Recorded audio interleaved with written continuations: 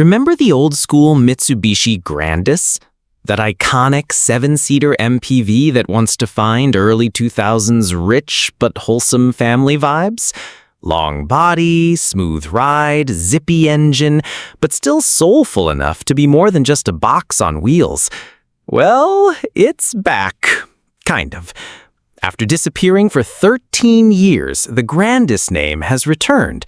But don't start planning a nostalgic road trip just yet, because this time, Grandis isn't an MPV, it's an SUV. And not just any SUV, it's a hybrid built on a Renault platform powered by a Renault engine with a Renault gearbox. The only thing Mitsubishi here is the badge. So is this a grand comeback or just a really committed cosplay? Sure, it's called Grandis, but in spirit, it's way more Renault Symbioz, the French SUV that just launched back in April. Mitsubishi claims this is the dawn of a new era of globalization, but anyone with Google and half a car brain can tell, from the CMF-B platform to the hybrid drivetrain, it's all made in France. Mitsubishi just slapped on a new front grille, added a Japanese accent, and yelled, "Grandis returns!" To be fair, this isn't new. Toyota and Suzuki have done the old logo swap hustle before, especially with their hatchbacks.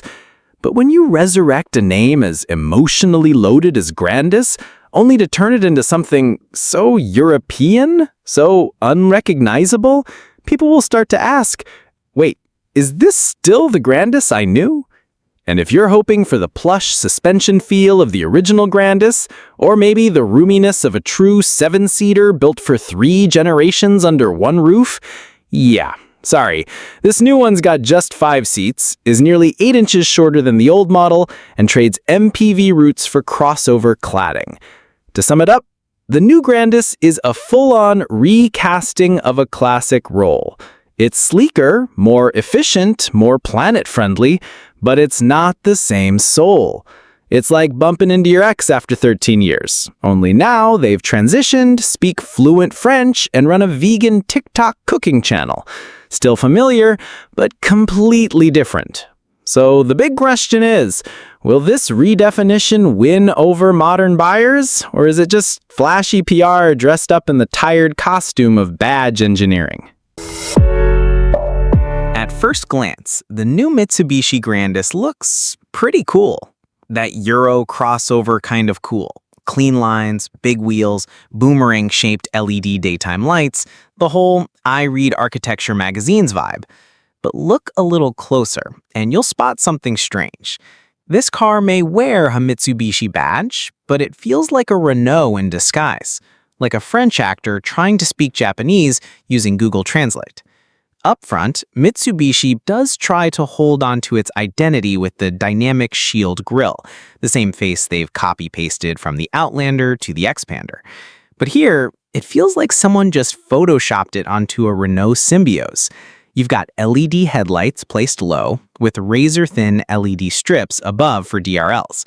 A very Renault move, straight out of the Clio and Captur playbook. Then you move to the side, and boom, game over. The proportions, wheel arches, belt line, fender shapes, it's all Symbioz. Control-C plus Control-V. Even the door handles? Classic exposed handles. None of that fancy pop-out design. Mitsubishi might claim it's user-friendly, but we know the truth. Renault PartSpin says no modding allowed unless you want to blow the budget. Now swing around to the back, aka the land of roast-worthy design. You'll find L-shaped LED taillights, stretched thin and glowing like they just stepped out of an EDM music video. Meanwhile, the rear bumper wears glossy black plastic, pretending to be sporty even though the car isn't all-wheel drive. And right in the center, a giant Mitsubishi badge, screaming, "I swear I'm not French." To be fair, the 19-inch wheels are a win. Multi-spoke, bold, and actually beautiful. But plot twist, they're also Renault wheels, borrowed and resprayed. You'll see nearly the same ones on the Renault Austral, just in a different shade of paint. And body colors? Yes, there's a two-tone option, black roof, white body, but only if you cough up for the premium trim.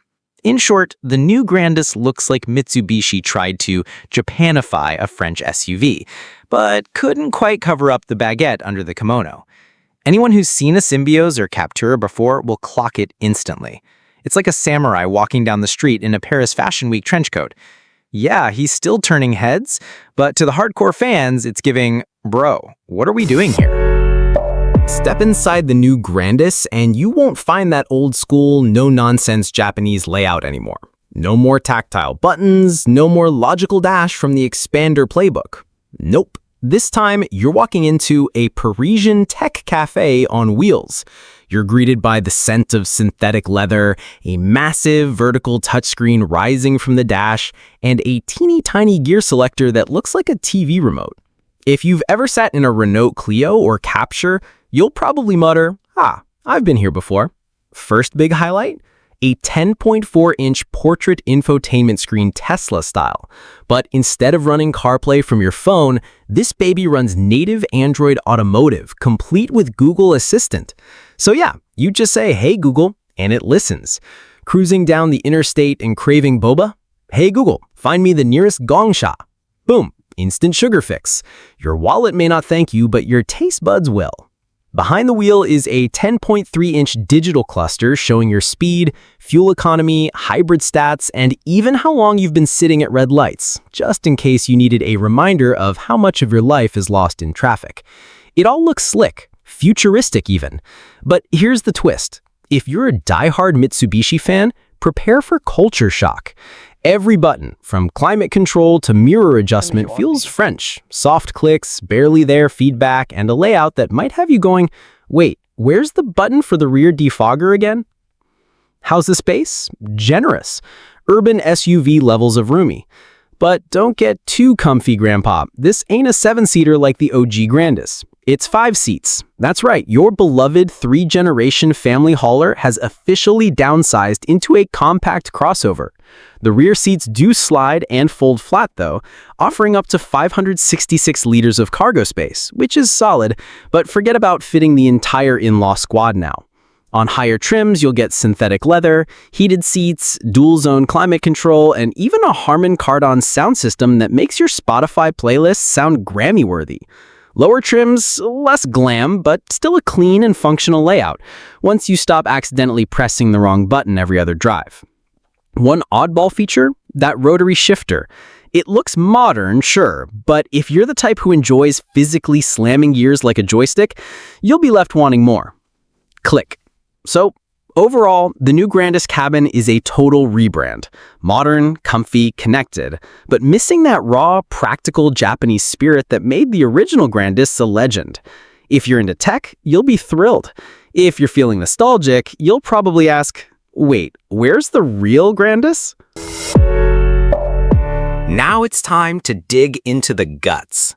The heart, lungs, and questionable spleen of this new Grandis, the part that decides whether it's a hybrid warrior or just another cosplay powertrain in a trendy outfit. And here's the twist. Everything under the hood is pure French. Not Japanese with a French accent, not designed in Tokyo, tuned in Paris. Nope, this is straight up baguette certified, made in Renault tech, boxed up and stickered with a Mitsubishi badge. So, what do you get? 2 engine options. First, a 1.3-liter turbo mild hybrid, making around 138 horsepower. It's the kind of downsized, fuel-sipping setup you'll find in a Renault Capture or Nissan Juke.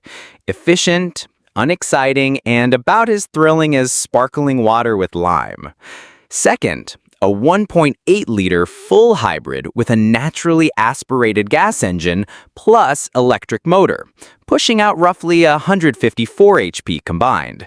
This setup's borrowed straight from Renault's hybrid lineup, so at least you can count on decent fuel economy and decent reliability.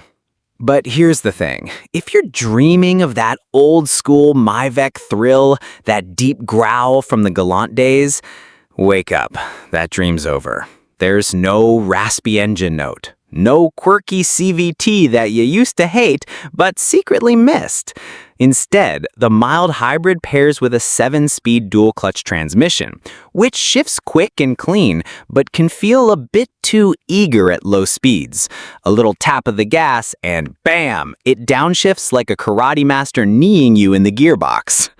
As for the full hybrid version, it uses a multi-mode auto transmission, 4 physical gears mixed with electric trickery. Basically, half transmission, half AI life coach. It's smooth, smart, and fuel efficient, around 4.6 to 5 liters per 100 kilometers on paper. But sometimes it tries a little too hard to think for you.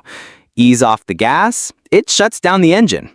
Punch it, it throws everything into the mix like the Hulk tearing off his shirt. Both variants are front-wheel drive only, no AWD. So if you're expecting the rugged hill-climbing vibes of the old Grandis, forget it. This one's more about school runs and Starbucks than tackling muddy trails. Yes, there is regenerative braking in the hybrid, so when you lift off or brake, the electric motor harvests energy back into the battery. Not exactly groundbreaking, but still cool, like you're driving and doing electrical engineering homework at the same time. Bottom line, the new Grandis powertrain is smart, efficient, and dependable, by Renault standards, but it lacks that visceral, mechanical joy that made old-school Mitsubishis sing. It's kind of like eating sushi, but made by a French chef. Looks good, good for you, but somehow the soul is missing. All right, here's the part where the IT crowd yells, "Awesome!" while your 60-year-old uncle mutters, "Wait, the car can talk now?" This might not be the Grandis you grew up with, but when it comes to tech and safety features, this thing is valedictorian of the class of modern gadgets, complete with a voice powered by, yep, Google. Hop in and you're greeted by a fully integrated Google Assistant, running natively on Android Automotive. No phone needed, no cords, no sketchy third-party apps. Just say, "Hey Google, set the AC to 72. Boom. Cold as your ex's heart. Need to find the nearest gas station, play Spotify, launch maps, check when France plays next in the Euros? This car's got you. Then we've got the Advanced Driver Assistance Suite. A list so long you'll wonder if this thing's a Grandis or a baby Airbus. It includes automatic emergency braking, AEB, adaptive cruise control, ACC, lane keep assist, plus lane departure warning, drowsiness detection. If you're driving like you're half asleep or steering like a toddler with a juice box, it'll suggest a break. Perfect for late-night drivers or sales season delivery warriors. 12 sensors all around the car. 360-degree camera view. You can back into tight spots without yelling at your spouse to just check behind real quick. There's even front radar that monitors traffic and softens your speed automatically. No more hard braking that gets you roasted at red lights. The fully loaded version even comes with Eco Coach, basically a green driving life coach. Drive smooth, you get green and yellow leaves on screen. Drive like you got a lead foot and no regrets, boom, blood red alert. You are hurting the planet. But wait, there's more. Voice activated or touchscreen controlled AC, air purifier with memory settings for each driver, heated seats, fog-resistant windshield, adaptive headlights that turn as you steer. Basically, the 2025 Grandis isn't just a car. It's a rolling smart assistant with wheels. Now, let's be real. Tech has a price. You'll need to learn how to operate this thing like a giant smartphone. Turning off the radio might take 3 menu layers. Say, "Hey Google" during a bad signal, and you'll get the cold shoulder like you're talking to your crush mid-Wi-Fi drop. Older drivers, they might just cry out, "Where the heck is the window button?" Bottom line, the 2025 Grandis is made for people who love tech, love control, and don't mind handing over a few tasks to AI. It's not just a car. It's a gadget on wheels that listens. If you know the magic words. Now we get to the age-old question. So, how much? And the official answer is nobody knows yet. Mitsubishi says the all-new Grandis will launch by the end of this year in Europe, with a price tag that's competitive in the C-segment hybrid SUV market. Translation: don't expect it to be cheap. But hey, this is Carcry. We don't wait around for press releases. Given the Renault platform, the hybrid drivetrain, that iPad-sized touchscreen, and Google tech like it just jailbroke the Play Store, we're guessing 28,000 euros to 34,000 euros in Europe. Ship it to Asia, throw in some import taxes, and you're looking at somewhere around 35,000 to 45,000 USD. Let's talk rivals. This is the part where other cars start sweating in the parking lot. First up, Renault Captur. Basically the Grandis' biological twin. Same platform, same tech. But Captur has street cred in Europe. Meanwhile, Grandis still has to explain its family tree every 5 minutes. Next, Kia Niro Hybrid. The dependable choice. Loaded with features, no badge swapping drama.